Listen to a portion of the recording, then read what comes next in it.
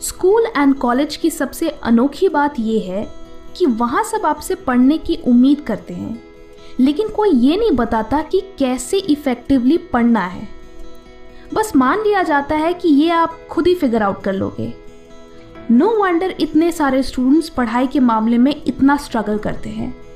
वो मेहनत करते हैं, रिवीजन करते हैं, बट एग्जाम आते आते सब भूल जाते हैं। ऐसा इसलिए होता है क्योंकि most of the popular learning techniques जो स्टूडेंट्स एग्जाम टाइम में यूज करते हैं वो एक्चुअली सबसे कम इफेक्टिव होते हैं।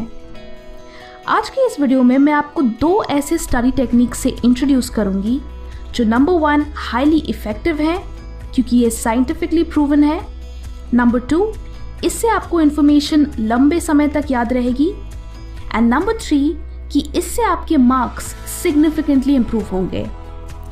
तो पहली टेक्निक है एक्टिव रिकॉल। इसे समझने के लिए लेट्स अंडरस्टैंड दिस।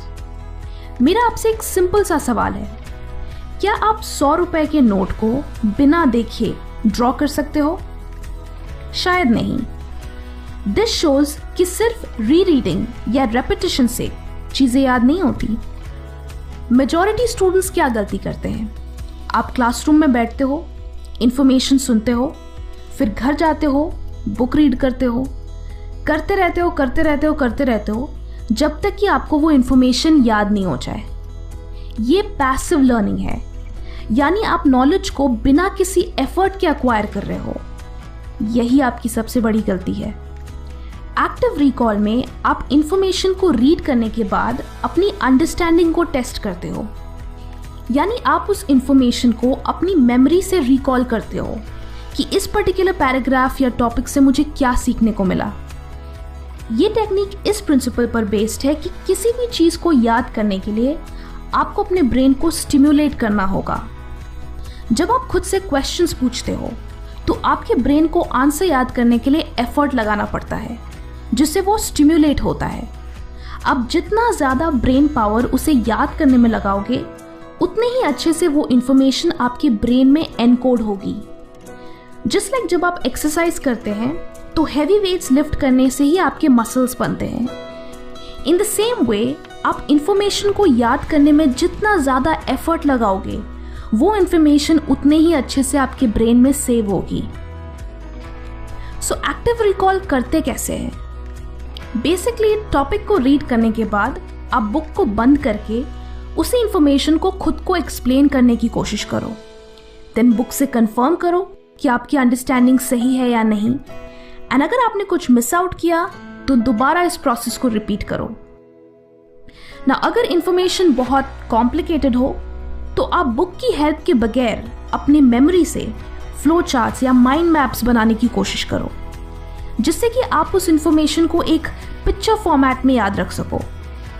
जब आप माइंड मैप्स बनाते हो तो वो एक पजल की तरह बन जाता है, क्योंकि मोस्टली बहुत सारे पॉइंट्स इंटरलिंक्ड होते हैं। तो अगर आप कुछ भी मिस आउट करते हो तो इंटरकनेक्टेड लिंक से आप उसे रिकॉल कर सकते हो। एक और चीज जो एक्टिव रिकॉल का बेस्ट ऑप्शन है वो है previous year question papers and mock test papers. You will be surprised कि इससे आपकी मेमोरी की कितनी अच्छी एक्सरसाइज होती है। अब कुछ दिन बाद जब आप उसी टॉपिक को रिवाइज करोगे then you will feel like कि मुझे तो कुछ याद ही नहीं, और आप फिर से बुक को रीड करना चाहोगे। एंड यही मिस्टेक 99% स्टूडेंट्स कमिट करते हैं। सही तरीका ये है कि आप सिर्फ टॉपिक को देखकर उसे रिकॉल करो, खुद से क्वेश्चंस करो, एंड देन मटेरियल रेफर करो कि आपने एग्जैक्टली क्या मिस आउट किया। हर बार इस तरह रिवाइज करने से वो इंफॉर्मेशन ओवर टाइम आपकी शॉर्ट टर्म मेमोरी से लॉन्ग टर्म मेमोरी में ट्रांसफर हो जाएगी। अनदर टेक्निक जो आप एक्टिव रिकॉल के साथ कंबाइन कर सकते हो वो है द स्पेस्ड रेपिटेशन टेक्निक।